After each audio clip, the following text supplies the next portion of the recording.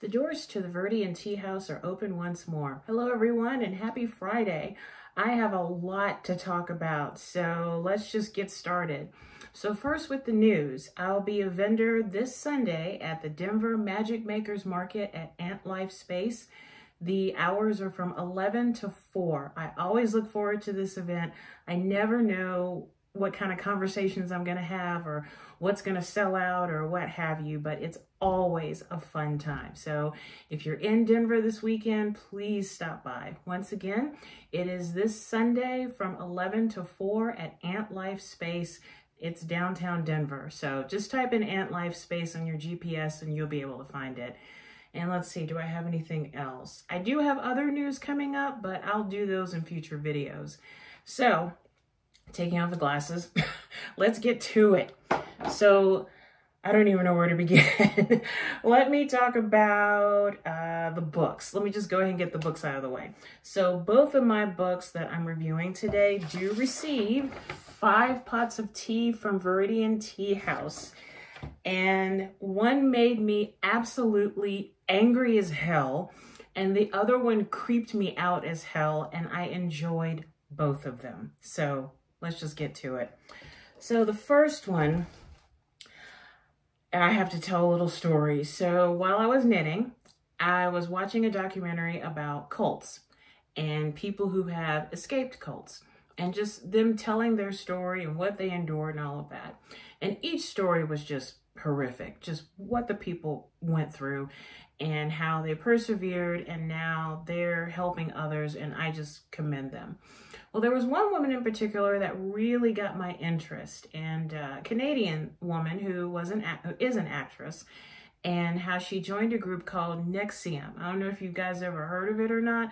I never heard of it until I actually watched this documentary, and I was transfixed to my computer screen. And thank goodness I'm now at a point in my knitting where I can knit without having to look at my stitches or my knots. But her story was so compelling. And what really did it for me was the fact that at one point she was branded. And when I heard that, I thought, I'm not going to say what went through my mind. I try not to cuss too much on this video, but I was angry. I really was. And the fact that she turned into a whistleblower and is now teaching others about what to look for in cults and talking about her own experience. So this is Sarah Edmonson, and this is her book, Scarred: The True Story of How I Escaped NXIVM, the Cult That Bound My Life. So what's interesting is that literally the day after I saw that documentary, I was a volunteer at a library book sale, and I was just kind of cleaning up the nonfiction, and I looked down and I loudly said, "Oh my God, I just saw this woman yesterday." And my friend looked at me like, "What are you talking about?" And I held up this book and I said, "I just heard about her yesterday." And a lady walked behind me and was like, I don't know if you're into reading about people who leave cults but if you're not into that, but if you're into reading about an inspiring, uplifting story, you got to get through a lot of crap to get through the inspiration. Scarred is one hell of a read. So let me read the dust jacket for you.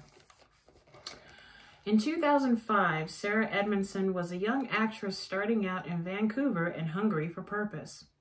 When NXIVM, a personal and professional development company founded by Keith Rainier, promised to provide the tools and insight for her to reach her potential, Sarah was intrigued.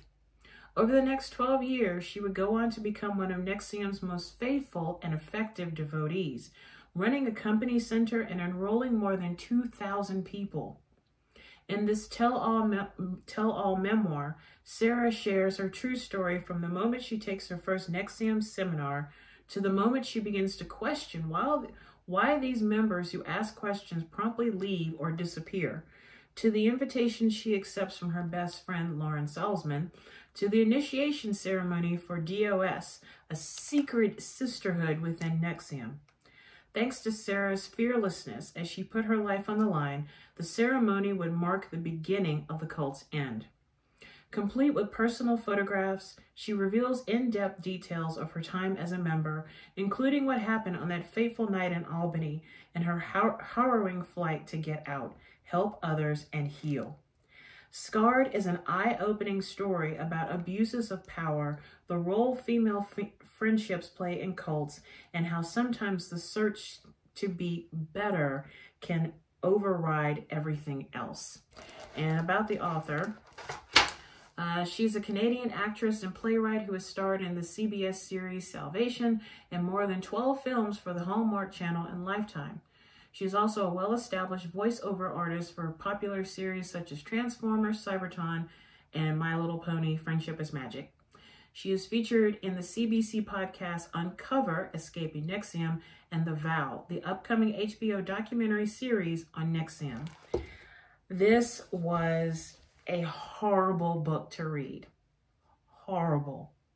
And the fact that this woman went through 12 years, but I liked how she had questions from the beginning. She really got into it, and it really helped her out in the beginning, but she still had questions, she still had doubts. And all of those added up to when that big moment of getting branded and then discovering what the brand actually meant, it gave her enough chutzpah to leave, and then others followed suit. So Sarah, if you're watching this, kudos to you, truly. I've known people who were a part of cults. They got out, they were younger. I've dealt with people who were very much like Keith, very much so. And what was a little bit disturbing for me was that while I read Scarred, I kept nodding, going, yeah, I kind of went through this many years ago. Yes, this sounds really familiar. And yes, I'm so glad that some of these people are no longer in my life. So like I said, even if you're not into reading about cults or just reading experiences like this is an uplifting story. And you'll be cheering for her pretty much, yeah, all throughout the book. But then when it really, really becomes that she's a whistleblower and she turns the tides on the group, you really will be rooting for her. So like I said, Scarred by Sarah Edmonson does receive 5 pots of tea from Viridian Tea House. This is an amazing, amazing story. And I am so glad to have read it. I really am. So once again, Sarah, thank you so much. Thank you. And if you ever need tea, please let me know. I would be honored to give you some of my tea blends. I really would be honored. But thank you so much. Thank you. So the next book that creeped me out, but I enjoyed it. I love horror very much so. And then I also like those stories where you kind of go, what did I just read? Or what did I just watch? And this is Revenge, 11 Dark Tales by Yoko Ogawa. And I saw this at Denver Public Library, and I thought, okay, the cover looks interesting. What's this all about? So let me read the back of it for you. Let's see. Or actually, do I have... Oh, here we go. Inside cover. Sinister forces collide and unite a host of desperate characters in this eerie cycle of interwoven tales from Yoko Ogawa, the critically acclaimed author of The Housekeeper and the Professor. An aspiring writer moves into a new apartment and discovers that her landlady has murdered her husband. Elsewhere, an accomplished surgeon is approached by a cabaret singer whose beautiful appearance belies the grotesque condition of her heart. And while the surgeon's jealous lover vows to kill him, a violent envy also stirs in the soul of a lonely craftsman. Desire meets with impulse and erupts, attracting the attention of the surgeon's neighbor, who is drawn to a decaying residence that is now home to instruments of human torture. Murderers and mourners, mothers and children, lovers and innocent bystanders, their fates converge in an ominous and darkly beautiful web. Yoko Ogawa's Revenge is a masterclass in the macabre that will haunt you to the last page. And let's see if I can find information about the author. Her fiction has appeared in various magazines and journals. Since 1988, she has produced more than 20 works of fiction and nonfiction, which have been translated into more than 20 languages. Her novel, Hotel Iris, was shortlisted for the Man Asian Literary Prize. So this is one of those full circle stories, story set of a novel, full circle. Each story has one little thing that links it with all the other stories. Till the very end, you realize you've come full circle. The first story that I read, I went, what? And I said, okay, you got me. I'm curious, I'm intrigued, I want to read more. And I devoured it. And when I finished it, I went, that was so satisfying. That was so creepy. That was so dark. It was so wonderful. I loved all of it. It was just darkness, just delicious, decadent darkness and disturbing behaviors. And oh, I loved it. Absolutely loved it. So like I said earlier, Revenge by Yoko Ogawa, 11 Dark Tales, does receive 5 pots of tea from Viridian Tea House. Just absolute amazing writing.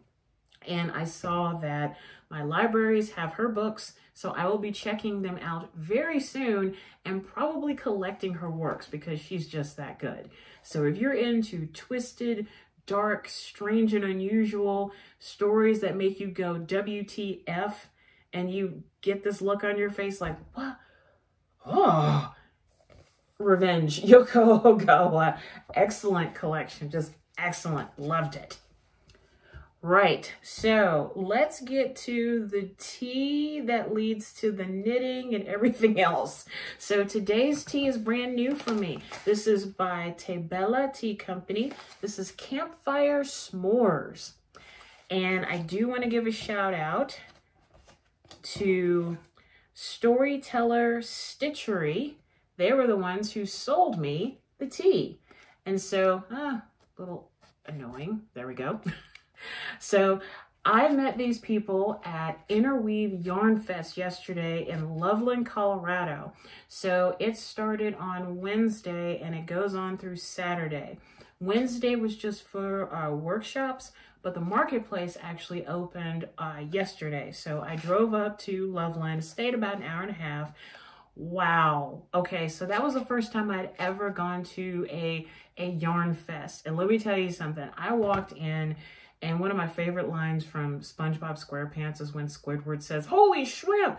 I walked in, I looked at all the yarn, and I was like, holy shrimp! There's so much yarn! There was yarn, beads, coffee, stickers, shirts, good times, tea, and above all else, a lot of people who are makers. And it was so cool to be a part of this world. Like I have now been a knitter for 2 months, and I'm really good at making scarves, and yet I love it. So when I went to the Yarn Fest yesterday, I thought, I don't know, I mean, some of these people are, but I'll tell you something. Every time I've met a fellow knitter or crocheter, they've always been nice to me. And so yesterday, when I told people that I was a beginner, they're like, well, welcome. We're so glad that you're doing this craft. And what can you make? And I said, I'm really good with scarves right now. That's all I can make, scarves. I'm really happy about that. But as I told a friend of mine yesterday, as I was sending her pictures, I said, I feel like I was born with needles instead of knitting needles instead of hands, because I love to knit. So seeing this tea company at the Interweave Yarn Festival, I thought, okay, I really want to try it. I love smoky black tea. I love s'mores. So made a cup, and this is the first time I'm trying it. So once again, TeBella's Campfire S'mores from me to you.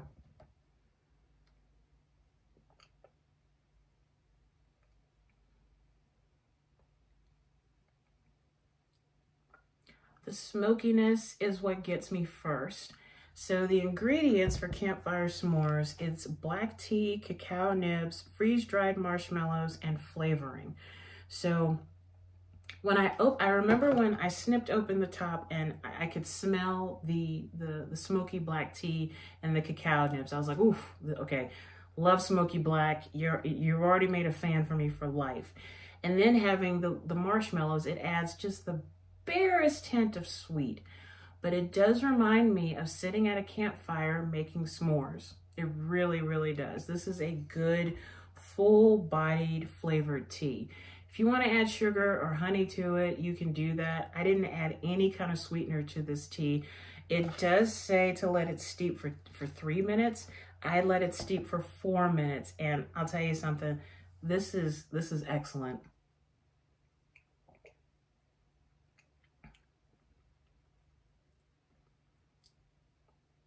Yeah, okay, now I'm getting more of the marshmallows, just a little bit, but it's not overpowering. It's not like I just tasted a whole bunch of sugar. This is like if a s'mores were freeze-dried and added with water and turned into a tea. This is excellent. This really is. So once again, many thanks to the folks at TeBella Tea Company. They are located in Tampa, Florida. And also to Storyteller Stitchery for selling me the tea and for really being nice too. So, getting on with Interweave, I got a lot of stuff to talk about, so let's just start. So this was my first skein of yarn that I purchased. This is from A Fox Designs, and this was the first time I ever bought indie dyed yarn. I was so proud, and the story behind this was, so I finished watching a speaker talk about bamboo yarn. I was like, oh, okay, I don't know about bamboo yarn. So then afterwards, I kind of walked around the marketplace and I saw this lady, and she is located in Aurora. And so we got to talking. I told her I had a business, sold tea, and all this kind of stuff. And I kept looking at this particular yarn. I mean, look at these colors. It is gorgeous. And she said that one of the other weights of this color completely sold out. She's like, if I were you, I'd go ahead and get it now. So I said, you know what? I'm just going to go ahead and get it. But once again, this is from A Fox Designs, and it is beautiful. Look at those colors. I cannot wait to make a scarf with this skein. So then I went to another table. I'm going to make sure I get this right. And I saw their little doodles and illustrations, and I was cracking up. And the lady that was helping was very, very nice. And she was telling me the story about the company and about the founder and how she's passed. She died, I think it's at 2020. But this is Knit Ba Pearl. And it was the cutest little illustrations, and I had to buy stuff. So I got one sticker that says, I'm only fluffy on the outside. I love it. And then this one for the zen of it. I saw that and I was like, yeah, that's me. And then I got my boyfriend a sticker that said, Born to be wild. And then another art card that said Scholar Sheep. It was really, really cute. So yes, I'll be putting all these people's information on the video. So even if you're not into knitting, but you have a friend who might be into knitting or crocheting, you can find a ton of stuff with the websites I'm gonna share with y'all. But so this is, again, Knit Ba Pearl. And then finally, I walked by one vendor, and this is Alexandra, the Art of Yarn. And I think she stated that, well, her website stated that she's from Oregon. So I ended up getting a lovely Phoenix sticker. And then I also got some wine-colored yarn. And as soon as I got home, I had to start working with it. So that's it. It is gorgeous. I did not know that yarn could feel like silk, like butter. Like as soon as I started working on it, I was like, oh my God, this is amazing. Oh my God, oh my God, I didn't know yarn could be like this. But yeah, this is her, I think it was called Wine. But yeah, this is gorgeous to work with. Absolutely gorgeous. And then as I left, they were handing out bags, Maker's Gonna Make, with all of the Makers festivals with Interweave. So we got the yarn, the bead, the stitch, and Art Fest. Trying to think, do I have anything else? No, I think that's covered it. So many thanks to the folks at Interweave for having a wonderful yarn fest. And like I said, I just wanted to check out the marketplace, but I do know that I will be returning next year. And I'd like to do the workshops. I really, really, really would. Everybody just had such a good, positive attitude when I walked in. Like, nobody was upset. Nobody was pissed off. Everybody was just there to enjoy yarn and beads and hang out with friends, make new friends and network. And it was just a lovely, lovely time. I keep getting these notifications. Anyway, had a wonderful time. Great meeting the different vendors, and I will definitely be back next year. Definitely. Let's see, did I leave anything out? Okay, we got the books, we got the tea, we got the yarn. I think that's it. So let's do a tea or water meditation, all about the breathing, and then I will send you back into your own part of the world. So make sure you have a glass of water or a cup of your favorite tea. Find yourself in a quiet place in a comfortable position. We're just going to focus on our breathing like we always do. And if you're ready, let's do this.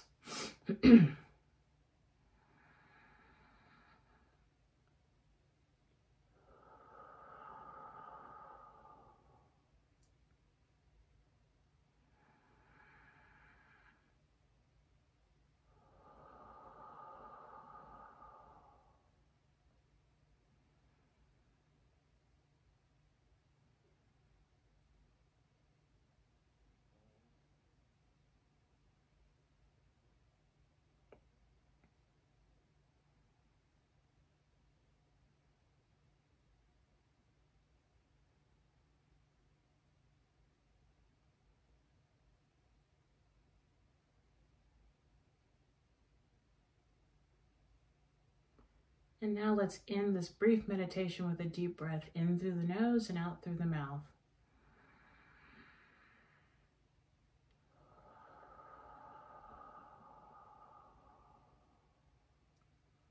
Slowly open your eyes or allow your eyes to come back into focus.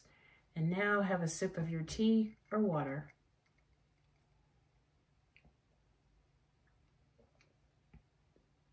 Still delicious.